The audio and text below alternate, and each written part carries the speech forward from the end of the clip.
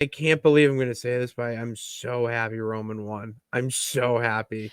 It just, Well, I can't believe where I'm on that, where I'm so fine with this 1,000 day and he can have a yeah. Bruno Sammartino reign, in my opinion, because it's basically at WrestleMania, it's separated the story. It's kind of separated the WWE timeline a little bit, where now you have Roman. It's the Bloodline Championship. Let's face it. It's the Bloodline Championship until the Bloodline story is over, and then they get re-injected into what's happening in this new era.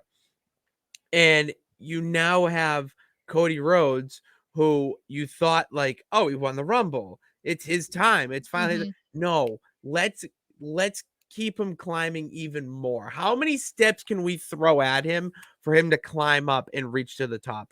That is what this is about.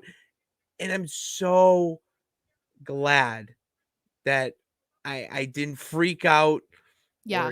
or take my, as Triple H said, I'm gonna take my thoughts to Twitter and I'm Mhm. gonna tweet them.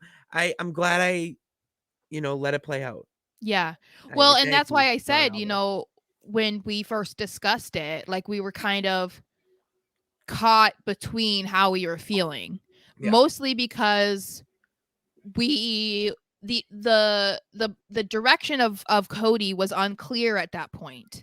And obviously we've even talked about it. It's hard to break your mind away from the molding that Vince McMahon's Right. way of booking things has, caused our brains to function when watching wrestling, especially WWE anyway. And so when something like that happens, where a guy that is so over, the biggest moneymaker in the company at the moment, loses a huge match after the, months of buildup, you're like, okay, now it's to the sewer. Like, this guy is being buried. This guy is dead and gone. Like, there's nothing there. And it's possible that could have happened if Vince was around and, like, Triple H had no influence. It's possible that we could have been, sitting here talking about Cody doing jobber matches or something. Who knows? We don't know.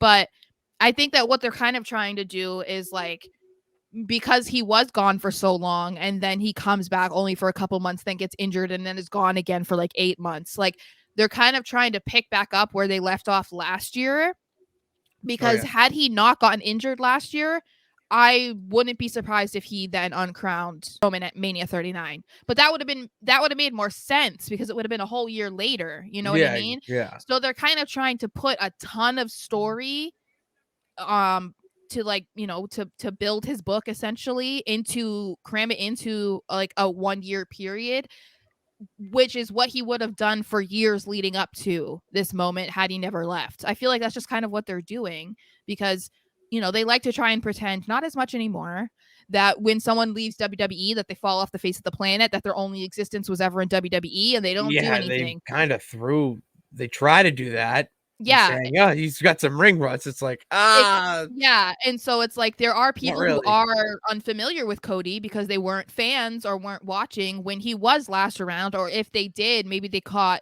him as Stardust. They didn't see legacy, they didn't see Imagine dashing catching and him as undashing, you Stardust, know? and Yeah, that's your first, and you're like, "This guy?"